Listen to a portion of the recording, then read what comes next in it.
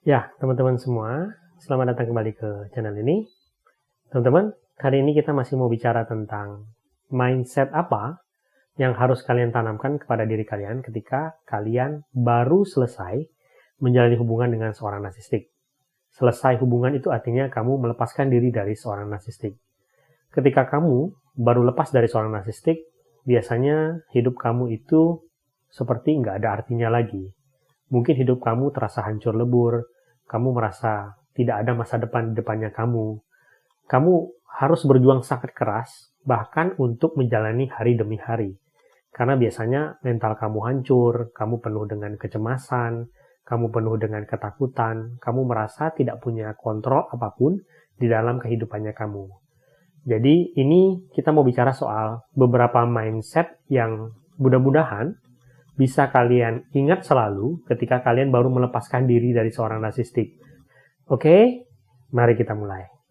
Yang pertama ya, teman-teman, mindset paling penting yang kalian harus tanamkan kepada diri kalian itu adalah bahwa yang terjadi kepada kalian, hancurnya hubungan kalian, hancurnya kehidupan kalian, itu bukan salah kalian. Ini sangat penting nih, teman-teman. Banyak korban narcissistic abuse itu ketika mereka sudah lepas dari seorang narsistik, mereka menyalahkan diri mereka dengan sangat luar biasa. Dan mereka sulit untuk memaafkan dirinya mereka. Kenapa itu bisa terjadi? Gini, kita tahu seorang narsistik itu sangat aktif untuk mengatakan kepada korbannya atau mendoktrin korbannya bahwa ketidakberhasilan hubungan mereka itu ya salah korbannya. Itu sebenarnya udah dimulai dari awal sih guys. Biasanya seorang narsistik itu kan dia akan melakukan love bombing, kemudian dia akan berubah menjadi diri aslinya dia. Seseorang yang sangat jahat dan tidak punya empati. Tetapi dia akan selalu mengatakan kepada korbannya bahwa berubahnya dia dari seseorang yang dulu begitu indah menjadi seseorang yang begitu jahat itu karena kesalahan korbannya. Padahal sebenarnya memang itu diri aslinya dia. Tetapi dia akan selalu mendoktrin korbannya bahwa itu salahnya korbannya. Makanya dia berubah. Nah, selain itu, kehidupan mereka yang penuh dengan abuse dari si narsistik, keadaan mereka yang memburuk misalnya, yang mana itu sebenarnya ketidakbecusan si narsistik untuk menjalankan kehidupan, selalu dia bebankan kepada korbannya dia. Abuse dia secara fisik, abuse dia secara verbal. Dia selalu mengatakan bahwa aku melakukan ini karena kamu. Aku terpaksa melakukan ini karena kamu. Semua hal yang terjadi di dalam kehidupan kalian, itu semua pasti disalahkan kepada korbannya. Nah, doktrin ini tertanam begitu kuat kepada korban, sehingga korbannya itu kemudian menyalahkan diri mereka. Dan ketika korbannya sudah selesai atau berhasil melarikan diri dari seorang narsistik, doktrin itu tetap kuat tuh di dalam dirinya korban. Dan korbannya itu selain merasa bersalah akan kondisi yang hancur lebur tersebut, mereka juga sering juga menyalahkan diri dengan keadaan di mana mereka terjebak dengan si narsistik. Jadi penting kepada kalian untuk mengatakan kepada diri kalian bahwa itu semua bukan salah kalian. Kalian itu terjebak oleh seseorang yang sangat pintar memanipulasi dan sangat pintar meyakinkan diri kalian bahwa kalian itu bertanggung jawab akan kesalahan yang dia buat. Jadi jangan percaya akan semua yang dikatakan oleh si narsistik. Kalau kalian sudah teredukasi, kalian pasti tahu gitu ya bahwa semua korban narcissistic abuse itu mengalami hal yang sama dengan kalian. Mereka semua mengalami kehancuran yang sama, mereka semua didoktrin bahwa mereka melakukan kesalahan. Nah, ingatkan selalu kepada kalian bahwa kalian itu dulu berhubungan dengan seorang manipulator dan pembohong yang sangat hebat. Jadi setiap kali kalian mau menyalahkan diri kalian, kalian selalu ingatkan kepada diri kalian bahwa dia itu pembohong. Semua yang keluar dari mulutnya dia itu bohong. Jadi ketika kalian merasa ingin percaya akan apa yang dia katakan, kalian selalu mengingatkan kepada diri kalian bahwa itu bohong. Dan ketika kalian meyakini hal tersebut, kalian akan mulai menyadari bahwa semua yang terjadi itu bukan salah kalian. Kalian sudah berbuat sebisa kalian, sekuat mungkin yang kalian bisa untuk melakukan hal terbaik di dalam kehidupan kalian. Tetapi masalahnya itu bukan pada kalian, tetapi pada si narsistik. Oke? Itu yang pertama. Yang kedua adalah, ingat, ketika godaan untuk kembali itu muncul di dalam pikiran kalian, jangan pernah memberi ruang untuk itu. Seorang narsistik biasanya tidak pernah menutup pintu rapat untuk kembali. ya. Walaupun perpisahan kalian seperti sebuah dunia yang jungkir balik, ketika seorang narsistik berkata banyak hal tentang perpisahan kalian, di mana dia akan merendahkan kalian, berusaha menghancurkan kalian, tetapi ketika nanti dia butuh kalian, dia mungkin akan datang kembali kepada kalian. Dan pada saat itu dia akan menggunakan berbagai macam cara untuk menarik kalian kembali, termasuk seolah-olah dia itu akan berubah.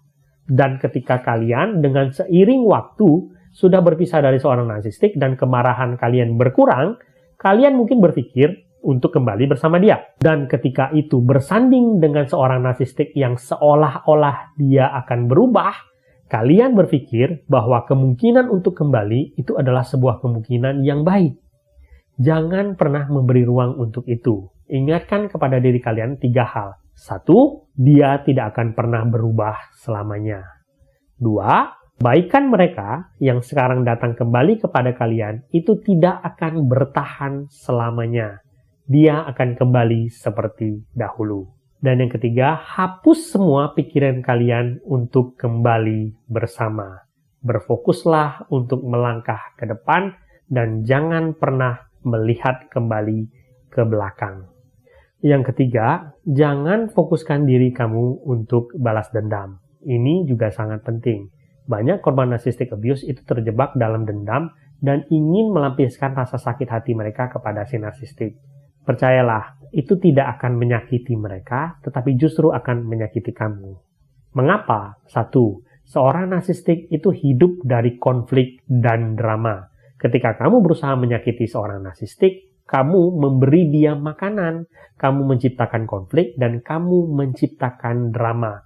Bahkan ketika kamu berpikir bahwa kamu sudah berhasil menyakiti mereka, sebenarnya mereka menikmati konflik dan drama yang kalian buat. Tetapi kalian sendiri akan menderita akan konflik dan drama yang kalian buat. Itu 1. 2, kalau kalian berpikir dengan menyakiti mereka itu akan merubah dia, kalian salah. Seorang narsistik selalu memposisikan diri dia sebagai korban. Jadi kalau kalian berpikir itu akan membuat dia sadar, percayalah, itu nggak akan terjadi. Dia justru melihat yang kalian lakukan itu adalah sebagai bentuk perhatian, bahwa kalian masih menyukai dia, dan kalian masih menganggap dia adalah seseorang yang penting bagi kalian. Jadi dia justru akan sangat menikmati usaha balas dendam yang kalian lakukan kepada mereka. Dan satu lagi, kalau kalian berfokus untuk membalaskan dendam kepada si narsistik, itu bisa dipakai oleh seorang narsistik untuk menjadikan dia seolah-olah sebagai korban, dan kemudian dia pergunakan untuk menjerat suplai baru, menciptakan triangulasi, dan mengatakan kepada suplai barunya bahwa yang jahat itu adalah kalian, dan dia adalah seorang korban, dan dia bisa menarik simpati suplai barunya dia menggunakan usaha yang kalian lakukan. Jadi kalian tanpa sadar membantu seorang narsistik untuk menjerat kembali suplai barunya dia. Jadi bersyukurlah ketika kamu berhasil menyingkirkan seorang narsistik dari kehidupan kamu. Jangan berfokus pada dendam, karena seberhasil apapun kamu melampiaskan dendam kamu, itu tidak akan sebanding dengan usaha yang kamu keluarkan. Yang keempat, tingkatkan fokus kalian kepada diri kalian sendiri. Ketika kamu bersama dengan seorang narsistik, kamu akan terjebak di dalam keadaan di mana kamu harus selalu berfokus kepada dia. Segala roda kehidupan kamu itu selalu berfokus kepada si narsistik. Segalanya tentang dia. Kamu tidak punya lagi kesempatan untuk mengembangkan diri kamu dan berfokus kepada diri kamu. Tetapi sekarang ketika kamu sudah lepas dari seorang narsistik, kamu punya kesempatan itu. Dan kamu punya hak untuk melakukan hal itu. Karena itu, mulailah berfokus kepada diri kamu. Melakukan hal-hal baru, mencoba hal-hal baru yang dulu mungkin ingin kalian lakukan, tetapi tidak bisa kalian lakukan ketika kalian bersama seorang narsistik. Mungkin juga ada kebiasaan dahulu yang dulu biasa kamu lakukan, tetapi kemudian ditutup oleh si narsistik. Kamu mulai bisa melakukan hal-hal tersebut. Selain itu, kamu juga punya kesempatan untuk memulihkan hubungan kamu dengan orang-orang terdekat kamu yang ketika kamu bersama seorang narsistik, kamu mungkin tidak bisa melakukan hal tersebut. Mulailah menjalin kembali hubungan-hubungan kamu dengan orang-orang terdekat kamu. Mungkin tidak semua dari mereka itu akan kembali, tetapi percayalah akan ada yang kembali dan menerima kamu dan menjalin hubungan kembali dengan kamu.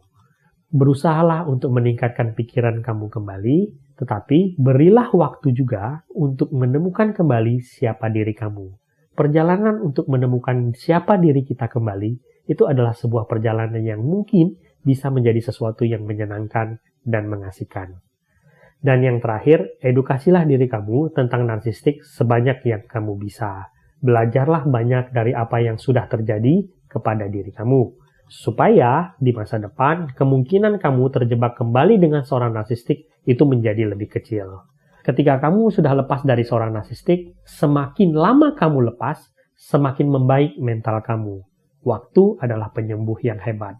Ingat, kamu itu adalah pemilik dari diri kamu. Kamu adalah pemimpin dari hati dan jiwa kamu. Maka, jadilah seorang pemimpin yang baik, jadilah seorang pemimpin yang murah hati, jadilah seorang pemimpin yang bijaksana bagi diri kamu. Walaupun duniamu pernah hancur, walaupun kamu harus merangkai segalanya satu persatu, itu tidak menghapus hak kamu untuk berbahagia.